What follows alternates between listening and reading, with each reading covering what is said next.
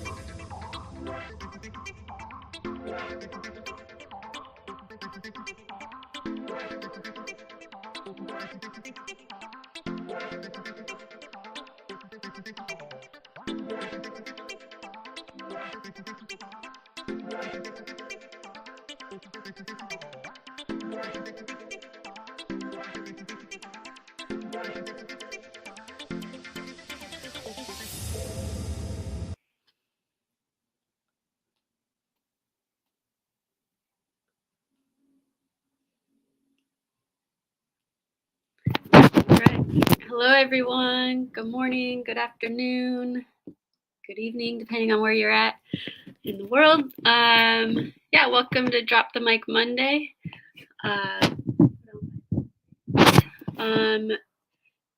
We like to use this show to just kind of do some, give an opportunity for some relevant and timely information, what's going on in the world, what's going on in our communities. We try to do some political education and talk about the Drop the Mic campaign that's ongoing within our org. So welcome. Thank you for joining us. And today we have our guest, Jules. I'll go ahead and introduce yourself if you'd like, Jules. Sure. My name is Jules. I am a veteran for peace. I am a gamer for peace. I work for Veterans for Peace on staff as the member coordinator. So, hey, if you haven't joined Veterans for Peace yet, you should hit me up and I will help you do that. I am also a veteran of the imperialist wars in Iraq. Very fucking not proud of it. And I am ready to drop the mic. Fuck it. Yeah. Thank you, Jules. Today we're going to get into a term called military exceptionalism.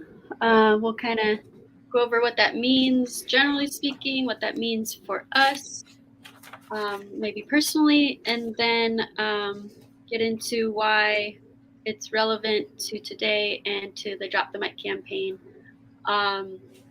Our friend and comrade Ollie might join us at some point, which would be wonderful if he's able to make it on. All right, so I wanted to kind of start, like, it's June 6th, and we just got off the month of May, which is a month packed full of these military exceptionalist holidays. So I wanted to kind of just discuss that a bit, how this whole month of celebrating the U.S. military came to be, and what are some of those days that have been, just highlighted as holidays. Some are national holidays, some are federal holidays. So I'll just give a brief background about that, and then we'll go from there. As I said, Jules, if you have some tidbits to add, go ahead and just interrupt me and do that. So in 1999, then President Bill Clinton and Congress officially designated May as Military Appreciation Month, to, quote, ensure that the nation was given the chance to publicly show their appreciation for troops, both past and present. So some of the military holidays during May are Military Spouse Appreciation Day, which is the first Friday before Mother's Day each May. This was first recognized by Ronald Reagan in 1984, and then following, each sitting president gives a proclamation on the day and recognitions. All right, then next on May 8th, there's the Victory in Europe Day, which is also known as VE Day. Victory over whom? Right. And, it was to commemorate Germany's unconditional surrender in Europe. But as some of you might be familiar, this day is often falsely heralded as the day to commemorate the end of World War II. However, we know that that's not the case. The war didn't end on May 8th when Germany surrendered. The war waged on in the Pacific and in the islands of Japan. And as we know, but as we also know, many Americans want to forget, the U.S. dropped not one but two atomic bombs, causing monumental death and destruction in August of 1945, which is 3 months after, 3 months later, after Germany surrendered. I just find this interesting, heartbreaking and interesting that the self-prescribed moral compass of the world, the U.S. empire, remains to this day to be the only country to have used nuclear warfare. And with, previous just knowledge, knowing that it would cause death and destruction for generations. And many, myself included, would argue that Japan was already negotiating their surrender. So that's Victory in Europe Day, not to be confused with the end of World War II. All right, and then Armistice Day, yeah. Right. Yeah, we're going to talk about that in just a moment. Okay. Jules brings up Armistice Day, which is another example that we have of this, like, co-opting of days that were meant to commemorate peace and the end of war, have been co-opted by the U.S. empire. So, all right, and then next we have Armed Forces Day, which is the third Saturday of May. John F. Kennedy declared this a national holiday in 1961, even though the U.S. already had Veterans Day, like we said, which was previously called Armistice Day. And then we also already had Memorial Day was already established. But as we know, faux patriotism and military exceptionalism is an all parties game, right? It doesn't matter, Democrat, Republican, no president, no politician wants to be seen as non-patriotic or not backing the military 1,000%. So John F. Kennedy established this national holiday of Armed Forces Day to commemorate the members of the military who are currently serving in the military. All right, and then the last one in May, which is a national holiday that that just passed last Monday, is Memorial Day, of course. And this was made a national holiday in 1971 by Dick Nixon. The origins of Memorial Day and how it's historically recounted are rooted in white supremacy and the erasure of contributions in the culture of Black communities. Many historians and purveyors of white supremacy and military exceptionalism, they'll tell you that the first Memorial Day was observed on May 30th, 1968 by General John Logan of the Union Army. But a whole 3 years before that, there was a memorializing of Union soldiers, mostly from this specific Black regiment, where they were celebrated and given like proper burials 3 years before that. David W. Blight, a historian and author, has written a book about this, where he traces the holiday to a series of commemorations that free Black Americans held in the spring of 1865, again 3 years before it's recognized as this white General John A. Logan, who was given all the props for Memorial Day. So yeah, the Union soldiers, including members of the 21st United States Infantry, liberated the port city of Charleston, South Carolina. And so what Dr. Blight says that the largest commemoration took place on May 1st, 1865 at an old race course and jockey club where hundreds of captive Union prisoners had died of disease and been buried in a mass grave. And the Black residents exhumed the bodies and gave them proper burials, erected a fence around the cemetery, and built an archway. And some 10,000 people came and staged a procession of mourning and memorializing. And that's the actual root of Memorial Day as we know it today, which has been, and in doing some research about Memorial Day, I found that like there's so many, this kind of ties into the military exceptionalism, like there's so many cities in the South that claim to have like staked claim to the first Memorial Day, blah, blah, blah. Oh, hey, Ollie. Yeah, that's like every town in Oklahoma has the first oil well in Oklahoma. It's such bullshit. Right. Everyone wants to be the first. But often if you dig just a little bit below the surface, you'll see. Wow, seriously, I can't believe that this is the first time I've ever heard that story. Literally. Yeah, like I've never heard that before, and that's amazing. I'll put a link to the book that I was referencing by Dr. Blight. Ollie, I'm wondering if you have anything to add. I'm sorry I didn't see you when you officially popped on there. I just joined. Hey, sorry, Ollie. Folks. Welcome. The military industrial complex is in my computer and it doesn't want me here. Interesting anecdote. When I was in basic training, everybody thought they lived in the meth capital of the world, as opposed to claiming the first. Yeah. Something about the poverty draft that I had 30 different people from 30 different places look me in the eye and honestly tell me they were from the meth capital of the world when I am from the meth capital of the world. Yeah. So thanks for giving all that context, Shiloh. Yeah. I think one thing to note is who honored those soldiers on Memorial Day. Was it the government or the military, or was it just regular folks? And who has more money in your estimation, the government and the military, or these folks that took it upon themselves? And it just shows you that part of military exceptionalism is the thought that the government cares about us, soldiers or veterans or what have you. And that, of course, in my opinion, extends to our citizenry as well. But you know, they'll do all the lip service about sacrifice and this and that, but at the end of the day, they left those folks in a mass grave. They just left them there in a mass grave, didn't they?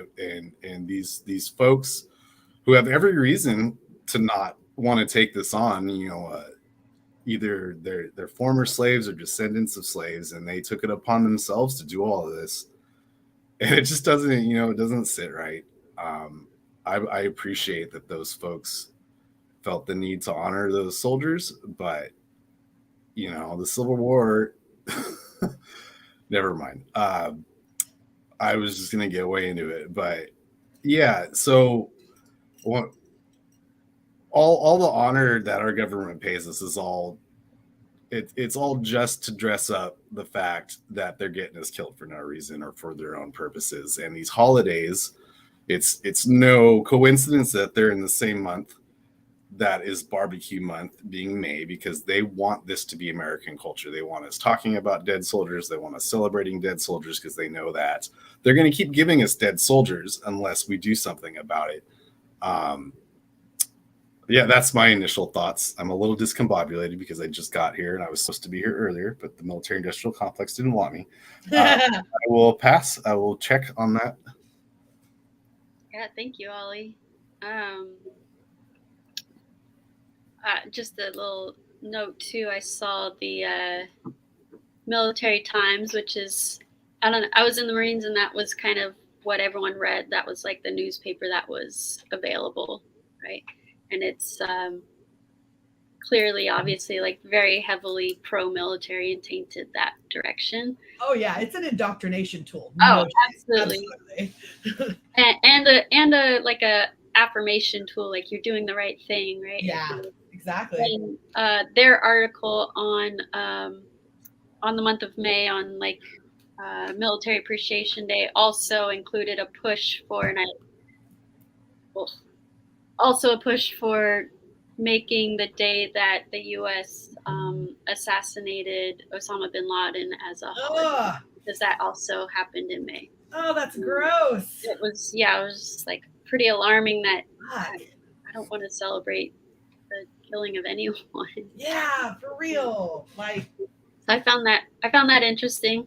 All right, yeah. So that's just a briefing on the background of Military Appreciation Month, which is May, that we're just climbing out of. And I also wanted to talk about, as I brought up, Armistice Day, as we're talking about like co-opting of days to celebrate, like Ollie was saying, and to kind of co-opt, like, yeah, let's give some like background on what is Armistice Day. What is it now called? And yes, go ahead, Jules. I think Veterans for Peace, from what I remember, had a big campaign for Reclaim Armistice Day. Could you give us a little bit? Yeah, absolutely. We still do have that campaign going on, and so look out for Armistice Day things. When you celebrate Veterans Day, we will be celebrating Armistice Day. You were talking earlier about the end of World War II, right? And they celebrate this, what month are we in? May? June. They celebrate it in May because that's when Germany surrendered. But the actual ceasing of fighting was November 11th. That's why we have Veterans Day, because they had an armistice. And originally it was supposed to be a day that was about like the relief that comes when we stop fighting, because we experience that as an entire planet all at the same time. And that relief is when it's over finally. It was about celebrating that feeling, and has definitely been co-opted to instead justify the sacrifices made by these military veterans, because they ask for huge sacrifices, right? Like, you know, your life, your body, your family, like they ask for these huge sacrifices, and because they are exceptional people, we have to make an exception for them and make sure to justify the sacrifices that we've asked them to make. And so it's been co-opted into that, when it was originally supposed to be about, you know, it's over and we can breathe again. And we actually do value these people because we're trying to end this and stop them from having to make those sacrifices. So cheers. Yeah, 1000% agree, Jules. Yeah, Armistice Day, right? The celebration of Germany's surrender and the end to World War I on the 11th day at the 11th hour in the 11th month. The quote, "War to end all wars." Um, and now, as you're saying, co-opted into Veterans Day, where it's actually the glorification of war, celebration of these quote heroes who go off to fight these wars for whose profit. Ollie, would you like to add anything to that as well?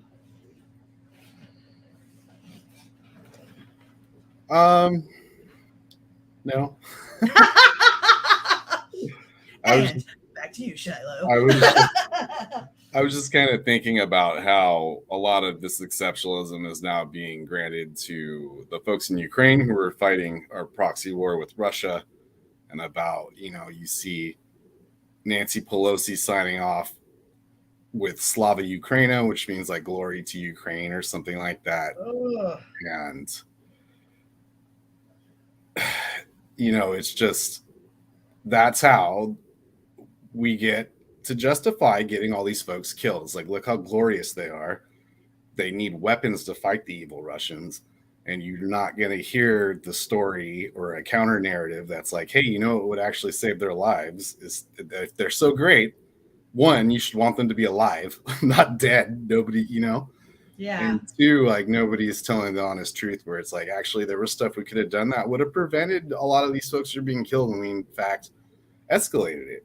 And in my very small opinion, the American public has trouble seeing these things because of all of, this whole month of military exceptionalism, where we have the cognitive dissonance to be like, violence doesn't solve problems. That's stupid. While we are solving all of our problems with violence, like, we literally tell our citizenry and our children that violence is no way to solve any problems. Right?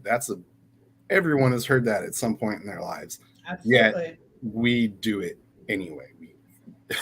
Right? And it gets really frustrating. In a lot of ways, like when I saw people's reaction to sending all those arms to Ukraine, it was very disheartening, because we do so much work to try to dispel some of these myths about military exceptionalism and what our government does and their true motivations. And people are just primed for war in this country, and it's a constant uphill fight to explain some of these issues, and it's not fun.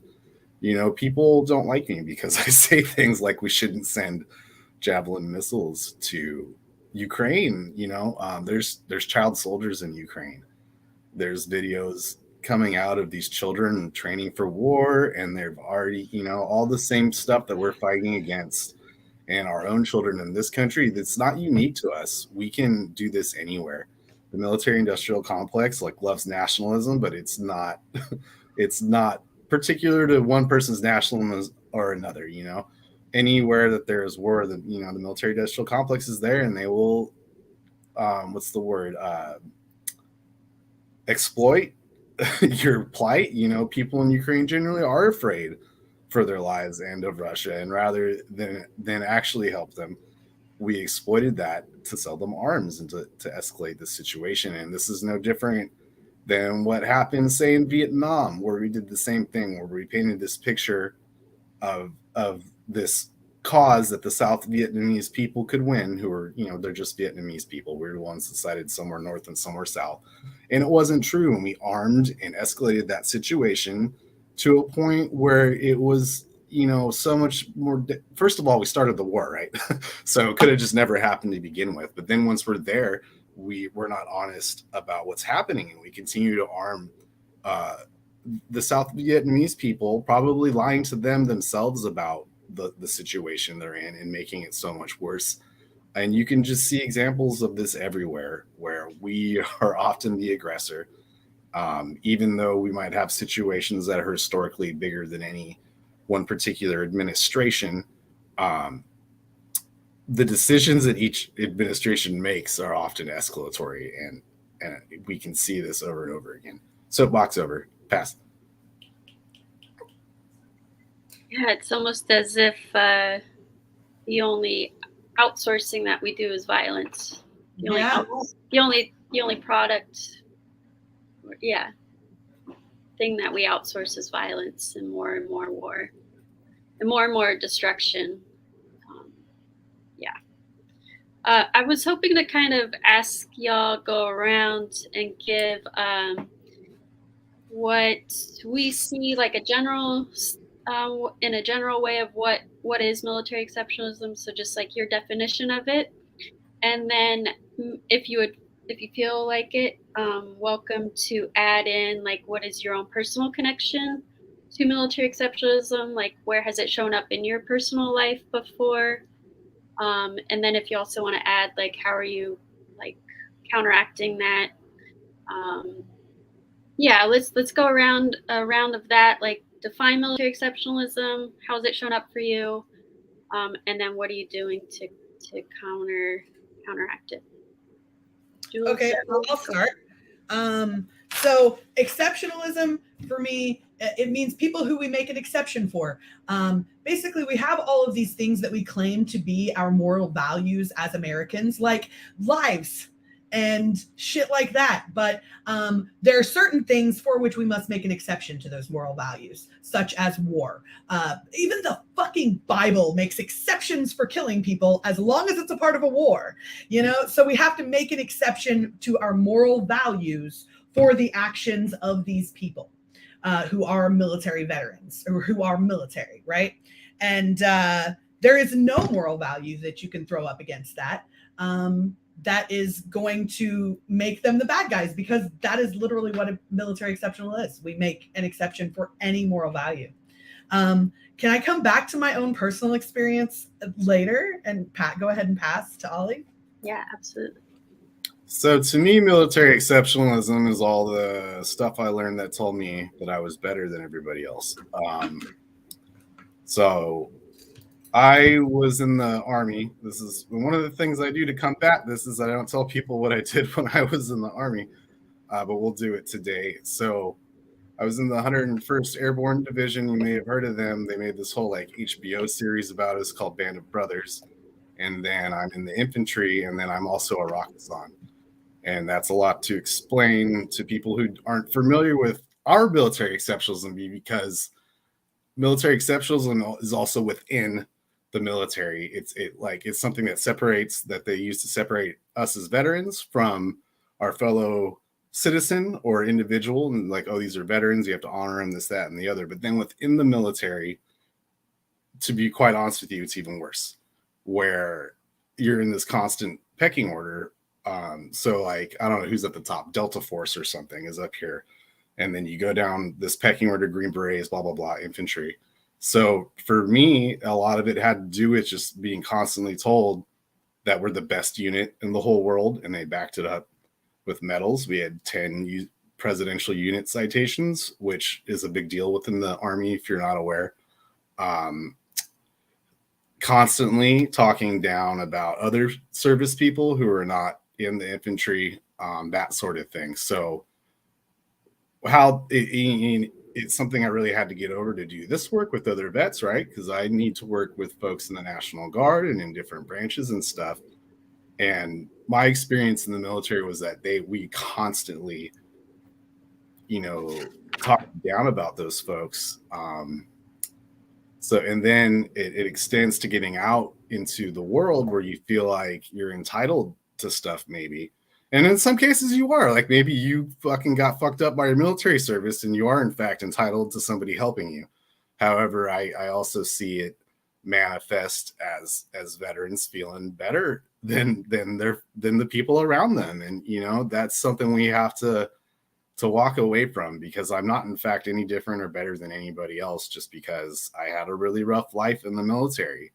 And that is what to me, the whole purpose of that was to justify how shitty we were living, right? We lived shitty and harder than everybody else because we were better than them, was what the story was.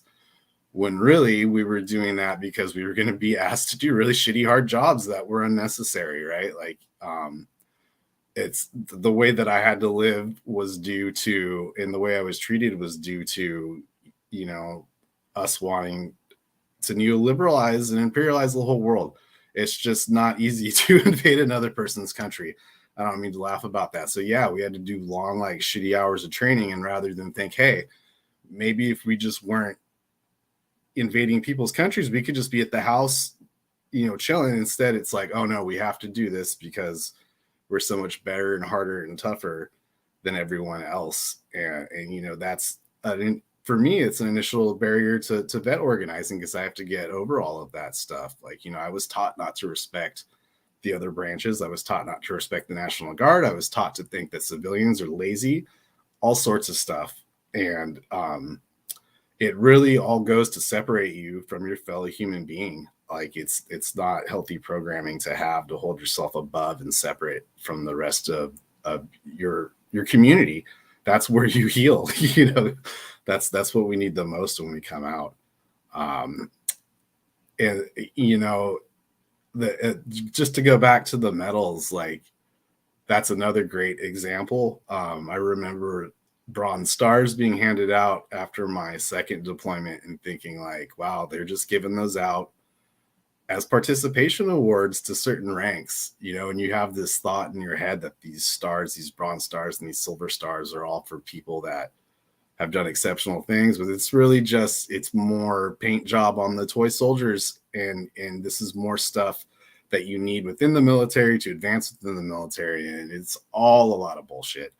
I don't give two fucks about any of the medals that I got. I don't know anybody else that does either. They don't, they're not worth anything. Okay, I'm rambling now. I'm going to pass. Thank you. Thank you for listening. Sorry for my awkward endings. That's how I end things. Deal with it. Thanks, Ollie. Yeah, I think for me, like my definition of military exceptionalism is just kind of this propaganda that in the U.S. that we're pummeled with over and over around, why the inherent difference between folks who are in the military and veterans and then everybody else, and that it's inherent, right? It's just like that's just the way it is. So there's no critical thinking around why that is the way it is. And it's this it's one of the forces that keeps the military industrial complex going by tainting our collective understanding and view of this completely illegitimate thing, which is the U.S. military. It military exceptionalism and this like idea, this myth around it, kind of obscures what the actual definition and description of what the military is, right? Which is just a violent force around the world. But we like we're so clouded by this heroism, this faux patriotism, to be like, oh, that's necessary. It's inherently necessary. Everything the military does is inherently good and for the good of the world. We don't question it. And and so that's kind of how I see it. My definition,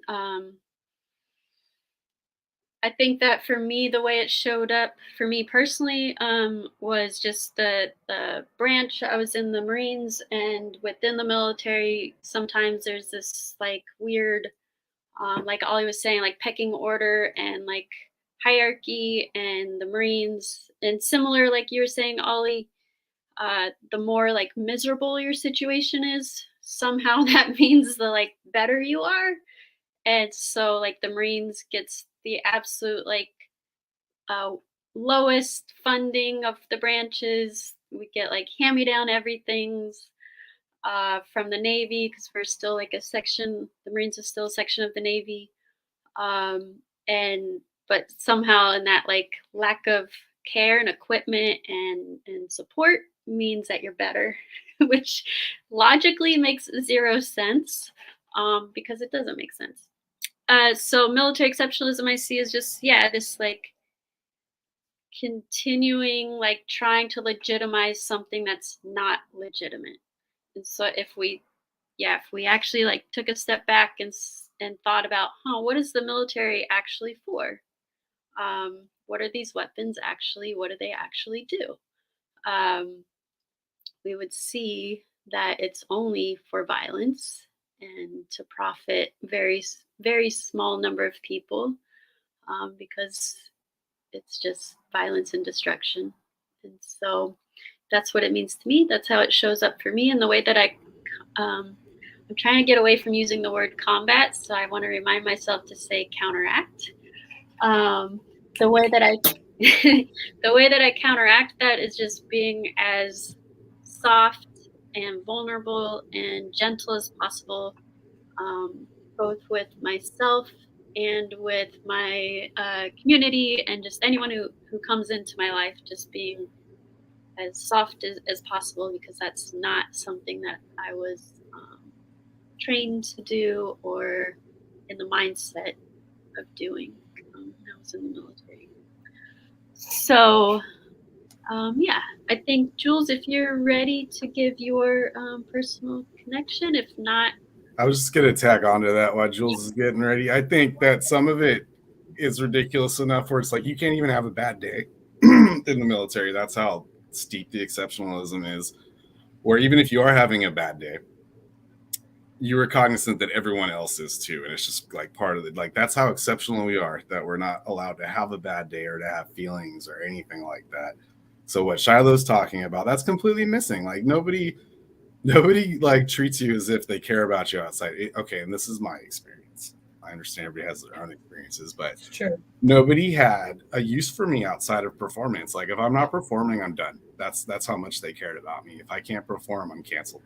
You know, and that's not to say that I lose my job. No, you still get to be there, but just nobody likes you. And this is all based off of like you falling out of a run. You know, because you're having a bad day, but you're not allowed to have bad days, right? So you got to make that run. Sick, broken ankle, hungover, doesn't fucking matter. And it's not to get you in better shape. It's because they want the exceptionalism of having a gazillion troops who can make a run. That's all there is to it. So they can tell their superior that all our guys made the run, all our folks. Nobody cares about you. I can't like emphasize that enough, that nobody cares about you when you're in the military. And it uses these same tropes. I don't like to use the word gang members because I think that's a word like terrorists, where we just apply that to folks who we want to kill. And dehumanize. It dehumanizes them so that we can kill them. Exactly. However, we were gang members. We were all in the biggest gang in the whole world. It's called the United States. Yeah, we were. And it's not any different. People, you know, actually it is different in a lot of ways, but maybe that's a story for a different day. Whereas, you know, the pressures are similar. However, you know, it would be silly of me to say they're the exact same thing. But that's where the exceptionalism comes in, where it's like we got groups of people coming together to do violence on behalf of the government, and that's fine. And then we have people that are coming together to do violence, sometimes on behalf of their neighborhood, you know, and that's bad. That gets you in jail. But I not only can I invade a whole country and get benefits from it and not be thrown in jail, right? Like my life is materially improved because I did the same things that these other folks did. The only difference is that I was sanctioned by the state to do all that stuff, and these gang members are not. Check. Yeah, it's a really, really great point, Ollie. Something I've given a lot of thought to as well, is the difference being like government sanctioned violence versus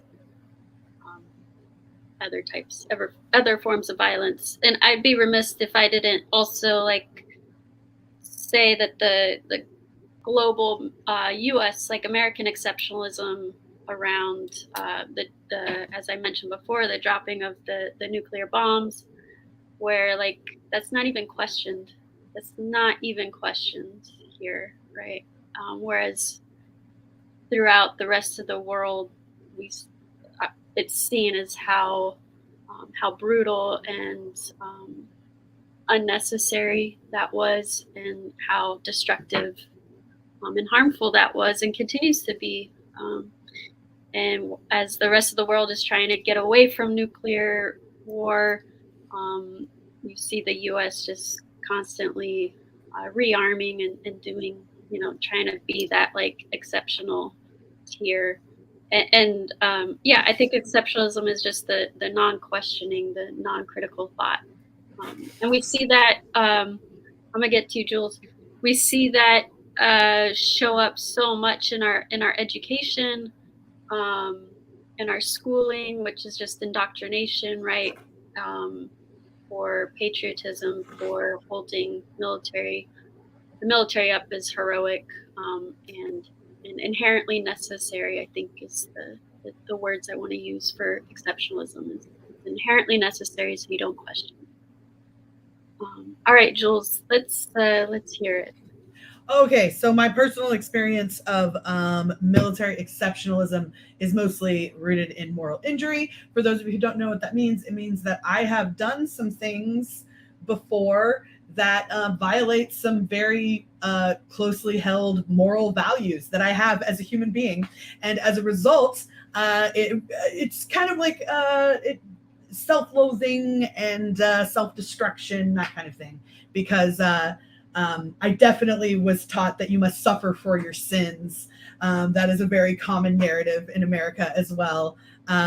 So that's where my experience lies. I had more to say, and then I got like an adrenaline dump while I was saying that. So I'm going to need to pass. Sorry. Yeah, no problem. If it feels right anytime, go ahead and speak. I think you're going to share some more personal reflection. Even if it doesn't feel right, don't do it. So, all right. I think I'd like to also pose the question to the group of how do you see military exceptionalism showing up in your community, or nationally and then globally? And how does this kind of tie into the Drop the Mic campaign that we have going? Ollie, would you like to go, or Jules? Can I talk about it in my community? Absolutely. I live in San Antonio, Texas, which has named itself Military City, USA, because we have like 7 bases in this town. And so military exceptionalism is fucking everywhere in this town. USAA lives here, which is a bank that is specifically for military veterans. So just going to the bank, I see military exceptionalism. Any holiday around it is a shutdown of the city, damn near. And the celebrations are huge, and a lot of fanfare and parades and pageantry around it in my community for sure. Which, for me, as somebody who is super ashamed of having done those things, really fucks with my head. So, check.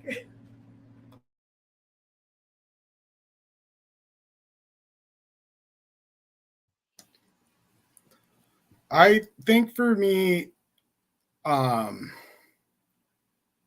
really the first place it shows up is in my family, because I just have a gazillion vets in my family. And they all died before they talked to me about it, or they just never did in the case of one of my living veteran relatives. So, I've got both my grandfathers are Korean War veterans, or veterans of the war in Korea. I've got an uncle that retired as a colonel, or whatever they call a colonel in the Coast Guard. I got another cousin who's a lieutenant colonel in the Air Force. Sorry if I'm getting you fired right now. Not sorry. And so it really started there with my family. And I think where the exceptionalism comes in is that obviously my grandpas didn't have a great time in the military, and they never fucking talked to me about it. Not once, that nobody talked to anybody. And hopefully that's something that I can change. And then another way that I felt it show up a lot was with my friends, where every Veterans Day, they'd be like, hey, we want to drag you around to Denny's and Applebee's and this, that, and the other. And I'd be like, no, I don't want to fucking do that. And they didn't get it, because they're also victims of this whole propaganda machine, where they don't understand how I'm feeling, because they haven't been taught to think about that. They think that I'm supposed to be this exceptional person that, is just willing to sacrifice everything for our community, and the way that they are to give back to me is to embarrass the shit out of me by taking me around like a beggar to all these corporations every year. And it just always bothered me. It's just like, what world do we live in where we think that Applebee's is a way to talk about these issues?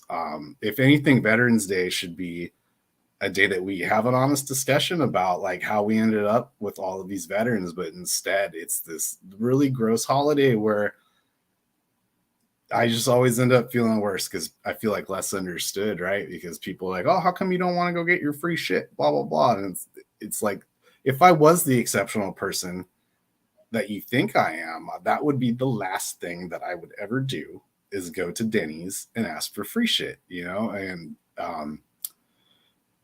it's just it's like a what's the word, microcosm, macrocosm, whatever, of the overall situation where we don't acknowledge the bullshit, right? So it's like nobody wants to acknowledge the bullshit on Veterans Day. They just want to give a veteran free potato skins and then not think about it for the rest of the year.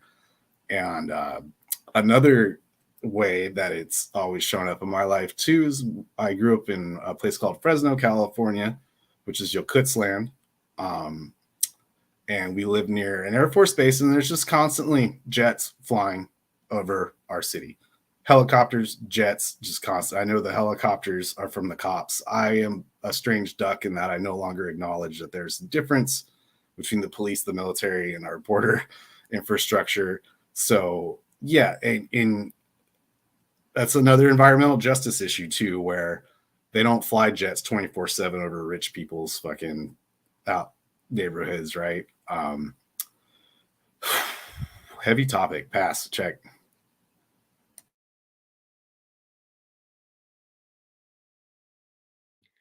Jules, you're on mute there, but I want to hear what you have to say. At some point, you were talking about we're trying to reward these people who make sacrifices by giving them Applebee's, which is like that's the reward, really? Okay, thanks. But you know, we consider these people to be exceptional people because they are willing to make these sacrifices, right? And that is something that is exceptional. Somebody who's willing to make sacrifices for their community, for goods that are big, like that is something that should be exceptional. It really is. And the story they tell is that we're making these sacrifices for freedom, for our community, for our families, but we're not. That is not who the sacrifices are being made for. The sacrifices are being made to feed the war machine so it can keep making money and keep putting money in people's pockets. It has nothing to do with freedom or our families or any of that shit. That is something that should be exceptional. It should not be exceptional to feed the fucking war machine. Check.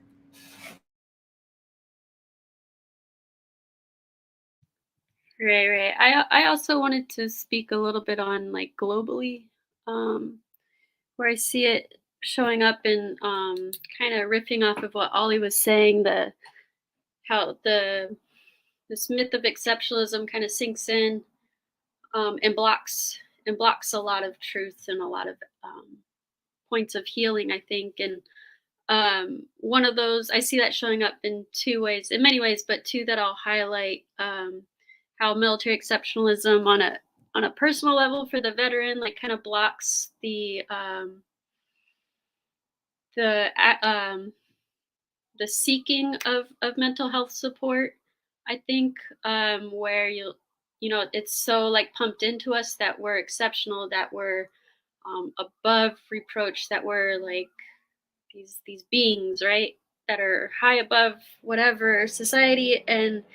And so when it actually sinks in, like this moral injury that we're talking about, and it kind of blocks you from seeking help or support because you think that you're exceptional and that you can just keep pushing on through and get through it, or that that someone else maybe has it worse off than you is something I was always told in the Marines. And so don't seek help because you're stopping access for someone else who has it worse than you.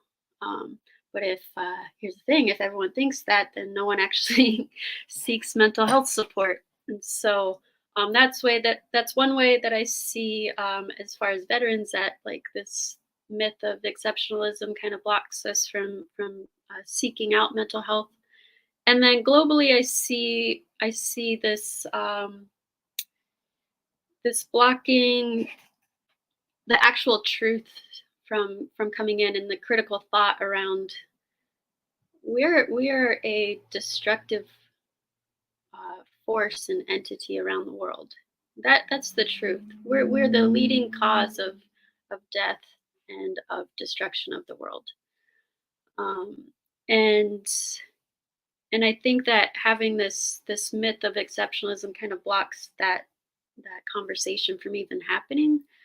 And like the actual truth of it is that the US empire military in the 20 years of the so-called war on terror, and I'm going to read some startling numbers from the Cost of War project by Brown University.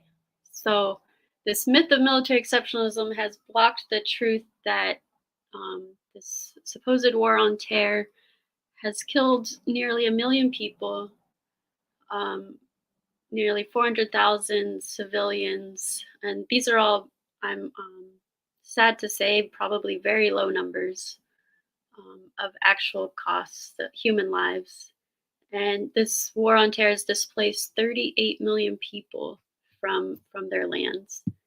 Never mind the destruction to their lands, right, caused by the wars. And so, because of this, like propping up and this, like, I just in my head when I picture it, it's just this big like cloud, and that folks just can't get their heads out of this cloud. That that is our culture, to just not think, not question. Yeah, and I see Ollie, you have something to add there. Yeah, that's an excellent point, and I think another way that our military exceptionalism shows up in this country and our American exceptionalism is the way that we keep the military out of all statistics. So this has been really bothering me lately. So on the, let me take a breath. So just if we were to talk about climate, right? The military's contribution to climate change, the United States military, is actually not allowed to be talked about in the UN, right? But let's take that further. When we're right now, we're hearing a lot of statistics about gun violence because of all of the shootings that have happened in this country. And when we hear people talk about that, they always say things like, this kind of stuff only happens in this country. They don't have problems with mass shootings in other countries. And it's like, what about all the people that our soldiers kill? How is that different? All the civilian deaths in Iraq and Afghanistan, how is that any different than a mass shooting? You know, they're it's not. Exactly. It really and it breaks my heart because you can't even honestly talk about the violence that the military does, right?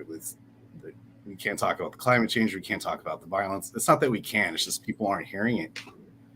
And that's another form of military exceptionalism. They're saying that the military's pollution is necessary because of how exceptional everything America does. And they're saying that those civilian deaths are justified because what we were doing was justified. And I don't think I need to tell anybody watching this that's not fucking true. None of that was justified. And yeah, it's just another example of how we exceptionalize the violence when it comes from a certain source, right? If you're in a uniform and you do violence, that's patriotism. If you're doing it for drugs, you're a criminal, you know? Check. Disgusted check.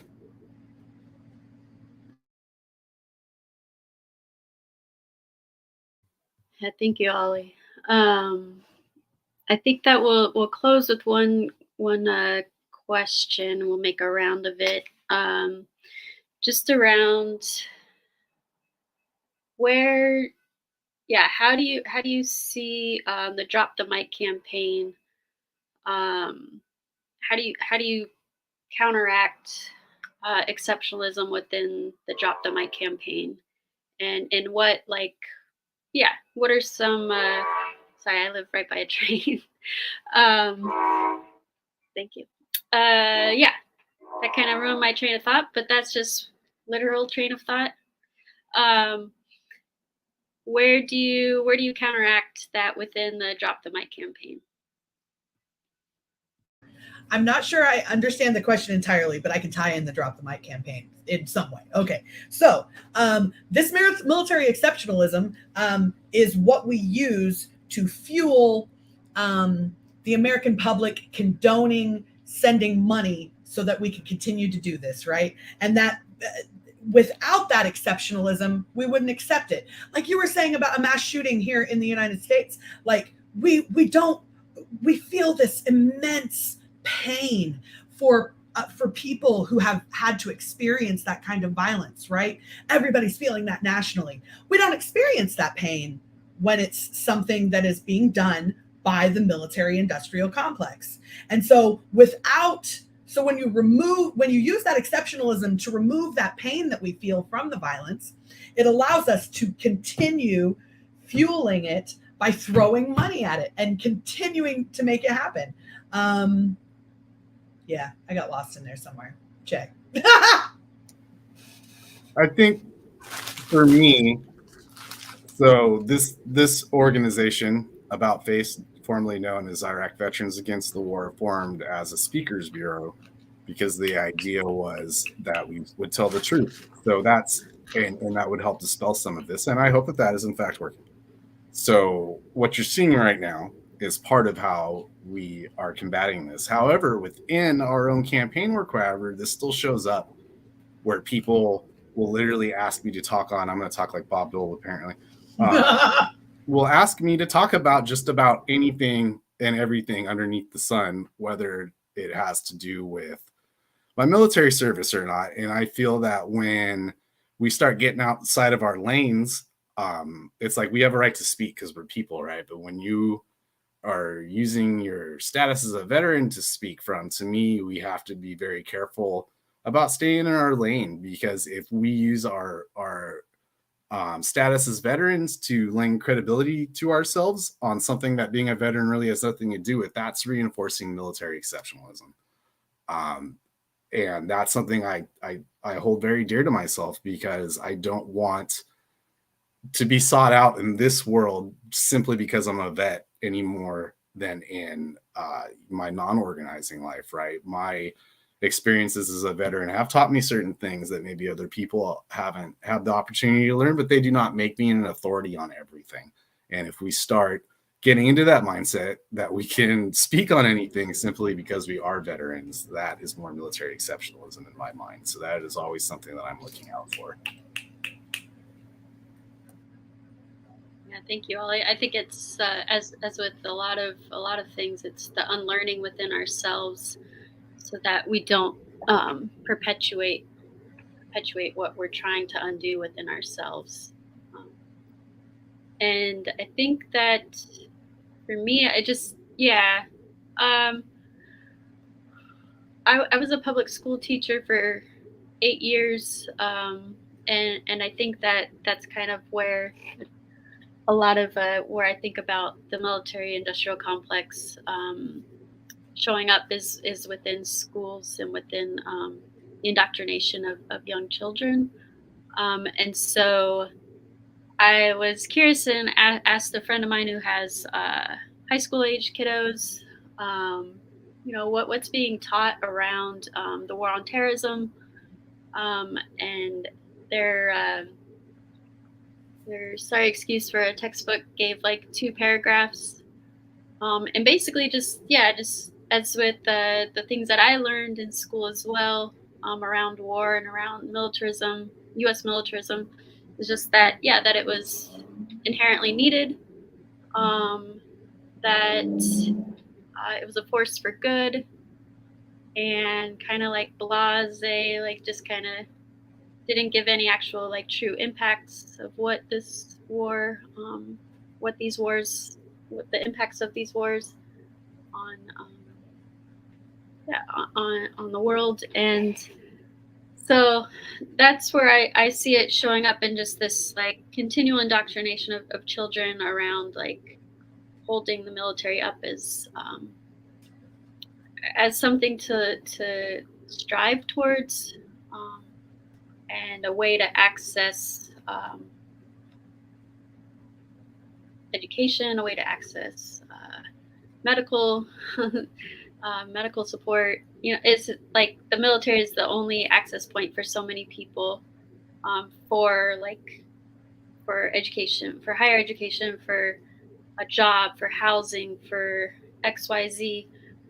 If we actually like dispelled the myth of exceptionalism, we would see that those are things that anyone should be able to access. You don't have to sign a contract to do harm to others and yourself in order to access those things. Like that should just be right. That should just, if anyone wants those things, they should be able to have access to it.